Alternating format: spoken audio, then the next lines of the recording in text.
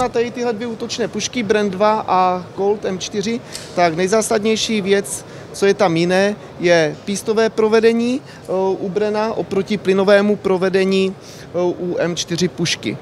Je to otázka toho, jakým způsobem ty povýstřelové plyny jsou dopravovány zpátky do toho systému.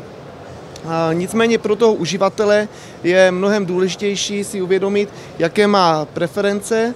Například na rámu Brana 2 už vidíme nějaké railové osazení, kde můžeme na vrch rámu, na boky i do spodku přiložit jakékoliv příslušenství, ať už jsou to zaměřovače, noční vidění, svítilny a tak dále. Tady je v té přední části rámu absence u M4 pušky.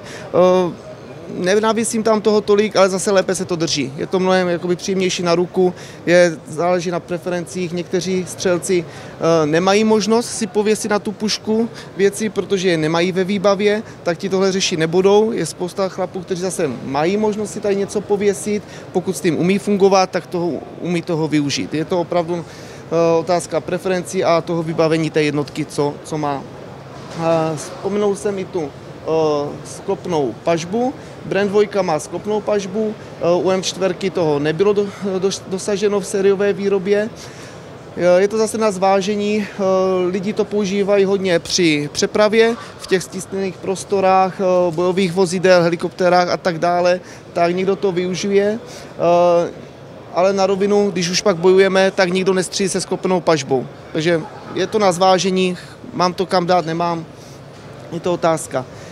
Co se týká ovládání té zbraně, tak jsou dva tábory lidí. Někomu na M4 vadí ta natahovací páka tady vzadu, jiní argumentují, hele, já mám M4 doma, tak jako spousta lidí, jsem na to zvyklý, kdežto u Brana 2 je ta natahovací páka umístěna v přední pozici, je to takové více intuitivní pro odstranění závad, nabíjení té pušky a rovněž jde přehodit na pravou stranu. Jo, tady ovládání té natahovací páky u M4 jde ovládat i zprava, ale musíte si tam přikoupit nějakou tu custom natahovací páku, která je oboustranná, anebo případně pouze pravostranná.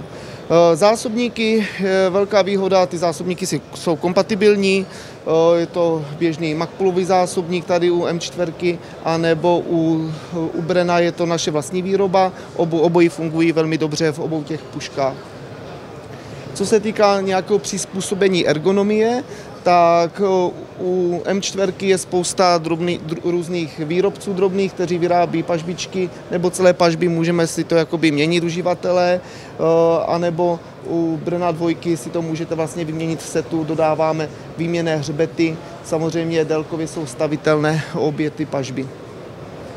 Co se týká zaměřovacích prvků, je široká škála použití zaměřovačů, nočních vidění a podobně, jde to umístit na obě dvě ty pušky, nicméně při použití mechanických mířidel, když máme zničený kolimátor a podobně a musíme přejít na záložní mířidla, tak M4 tady má pevný nosič mušky, je to takové trošičku méně komfortní, když se dívám přes ten fungující kolimátor, že tam stále vidím tu mušku, kdežto Brand 2 má tady sklopné mířidla vpředu i vzadu, ale je to zase otázka jako názoru. Spousta lidí takhle funguje mnoho let a u těch pevných mířidel během té střelby už to nevnímá. Jako, jo.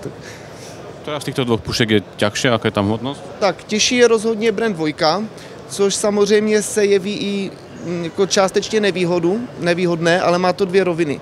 Jedna věc je, že ta těžší puška se obvykle chová o trošičku líp než ty lehké pušky. Lehká puška samozřejmě se víc nosí, voják s tou puškou více jakoby spíše chodí, než střílí logicky. Nicméně mnohem důležitější než samotná hmotnost té zbraně je vyvážení té zbraně. Pokud ta puška bude mít většinu hmotnosti tady na předku, tak při přebíjení a další manipulaci přepadává to na předek, je to nekomfortní.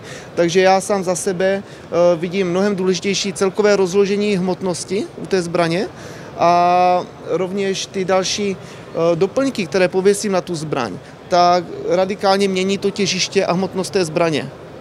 Jo, já tam můžu naskládat ještě o kilo navíc. Vieme teda na záver povedať, že jedna zbraň je lepší ako druhá?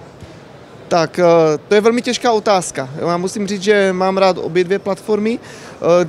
Je to otázka spíše preferencí. Brand 2 má takový status modernější pušky, nicméně Colt puška je zase prověřená několika desítkami let. Obě dvě ty pušky splní nejvyšší standardy NATO. Důkazem jsou vlastně veškeré ty armády, které jsou vybaveny oběma typy pušek. A je to těžká otázka, možná jako kdybychom srovnali nafta nebo benzín. Je to otázka preferencí.